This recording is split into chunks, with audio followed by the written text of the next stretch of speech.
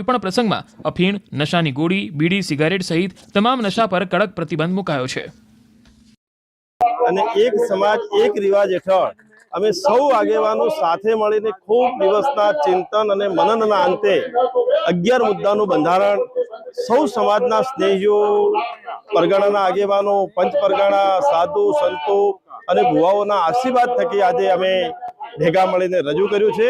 આ બંધારણ રબારી સમાજને એક નવી દિશા આપવાનું, રબારી સમાજને શિક્ષણ ક્ષેત્રે આગળ લઈ જવાનું, રબારી સમાજ આર્થિક રીતે સુખી અને સંપન્ન થાય અને આજના સમયની જે તાતી જરૂરિયાત હતી એ પ્રકારે બધા સમાજોને સાથે રાખીને ચાલે એ પ્રકારનું બંધારણ અમે રજૂ કર્યું। વ્યસન મુક્તિનો સૌથી મોટો મુદ્દો અમે લીધો છે।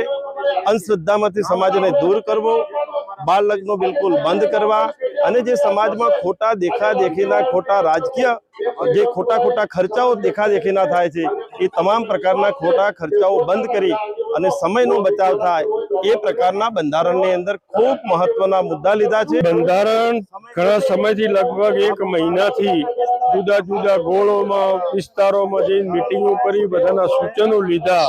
દરેકના જે બંધારણો કરેલા છે એમાંથી થોડા મુદ્દાઓ લીધા।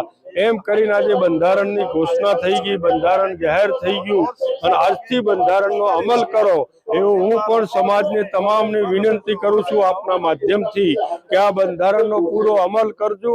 આ બંધારણ આપ સૌએ કર્યું છે, આ બંધારણ સમાજે કર્યું છે અને આ બંધારણ સમાજની પ્રગતિ માટે છે, સમાજના ઉત્કર્ષ માટે છે, સમાજ શિક્ષણ તરફ વળે, સમાજ એકતા રહે, નાની નાની ગરબડમથી બહાર આવે, શિક્ષિત સમાજોની હરોળમાં જાય, આપણા દરેક ઘરે કુટુંબે એક નોકરી કરતો થાય, આપણી દીકરીઓ તમામ ભણતી થાય। આ જાતનું બંધારણ મૂક્યું છે। આપણા માધ્યમથી તમામ સમાજના ભાઈઓ, બહેનો, યુવાન મિત્રોને હાથ જોડીને વિનંતી કરું છું કે આ બંધારણ આપ સૌના ઉત્કર્ષ માટે છે, સમાજના હિત માટે છે અને તમામ સમાજના ભાઈ બહેનો યુવાનોને પાળજો, અમલ કરજો અને અમને પૂરી શ્રદ્ધા અને વિશ્વાસ છે કે આપને અનુકૂળતું છે, 21મી સદીને લગતું છે।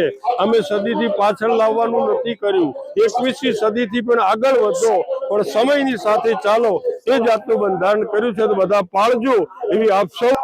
છેલ્લા ઘણા વર્ષોથી અમારું જે જૂનું બંધારણ હતું એ આર્થિક રીતે સમાજને પાયમાલ કરનાર હતું। આજના આધુનિક યુગમાં અને ટેકનોલોજી યુગમાં ઘણા બધા પરિવર્તનોની જરૂર હતી। અમારા